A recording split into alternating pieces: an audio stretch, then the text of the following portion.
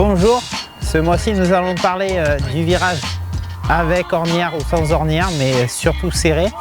Donc ici nous avons une ornière assez belle qui est assez serrée, donc nous allons travailler la phase de freinage, le milieu du virage et la sortie où on remet les pieds sur les cale-pieds. Donc nous allons travailler la première étape du virage, c'est le freinage. Donc c'est une portion qui est souvent assez courte. Donc ça va commencer d'ici, on va commencer à avoir le doigt sur le frein ici. Donc là c'est la partie où on freine vraiment fort parce qu'on est encore droit, on est toujours droit dans son virage, donc on peut commencer à freiner assez fort.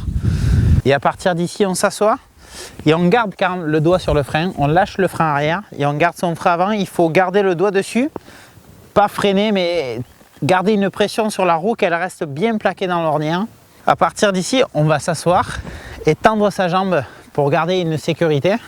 Donc il faut que on ait la jambe assez tendue et le pied surtout tendu, que votre jambe puisse lécher le sol. Donc on va rester dans cette position jusqu'ici et à partir d'ici on va remettre son pied sur le cale-pied le plus tôt possible pour avoir une action et contrôler sa moto. Et à partir du moment où on ouvre les gaz, on lâche son frein avant. Donc le mouvement est à peu près comme ça. On ouvre et on lâche le frein avant et on reste assez dans l'axe. Le virage parfait, ça serait qu'il n'y ait pas de brutalité, donc pas de coup d'embrayage, et qu'on se remette vraiment plein gaz quand on est droit. Donc on raccélère doucement et ouah, et la pleine accélération se fait à peu près ici.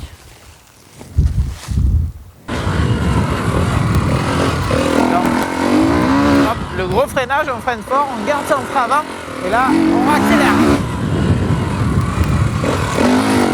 Là c'est le mouvement du freinage, hop, on relâche le frein avant, on le garde, on accélère.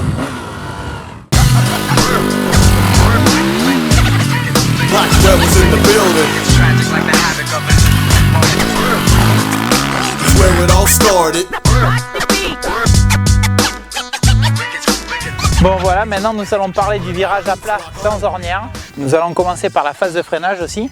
Ce coup-ci on va arriver vraiment droit parce que tout à l'heure c'était sur un angle, donc là on va arriver droit.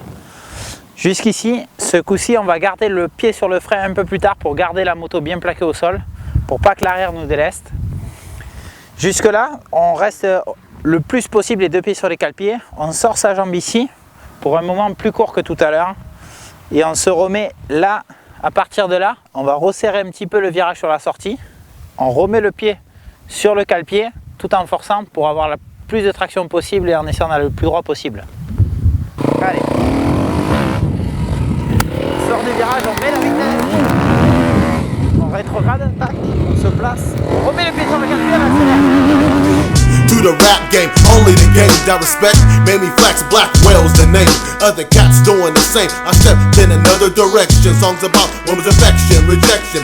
I'm injecting the 16 bars like a ghetto superstar. Over ill beats so unique, leaving MC with scars. Keep fronting like your heart to get broke down. Donc là, ce coup-ci, on va faire le virage intérieur au frein arrière. Donc on va arriver vachement plus droit par rapport à l'autre, vu qu'on va plus pivoter avec la moto. On reste debout le plus longtemps possible aussi, on s'assoit ici pour stabiliser un peu la moto. On met un coup de frein arrière pour bloquer la roue, il faut légèrement embrayer pour pas que la moto cale. Et on fait un petit geste comme ça pour faire pivoter l'arrière. Et là, une fois qu'on est dans l'axe, on remet les pieds sur les cale-pieds, on réaccélère. Donc là, les deux techniques sont bien différentes. Il y a celle où on va plus chercher à enrouler son virage et on reste sur l'angle très longtemps. Ce qui donne plus de risque de perdre l'avant parce qu'on n'a pas d'ornière pour s'appuyer. Et puis il y a la deuxième technique où on arrive vraiment droit jusqu'au dernier moment où on va freiner. Et là on va mettre un coup de frein arrière pour faire pivoter la roue arrière et repartir dans l'axe. Et donc c'est deux techniques différentes. Celle à l'intérieur, on passe beaucoup moins de temps sur l'angle, voire pas du tout. Et donc moins de chances de tomber.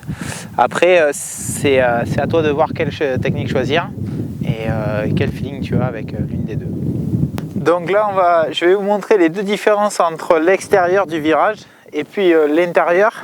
Donc vous allez juger par vous-même la différence entre les deux passages et ça sera à vous de faire votre choix.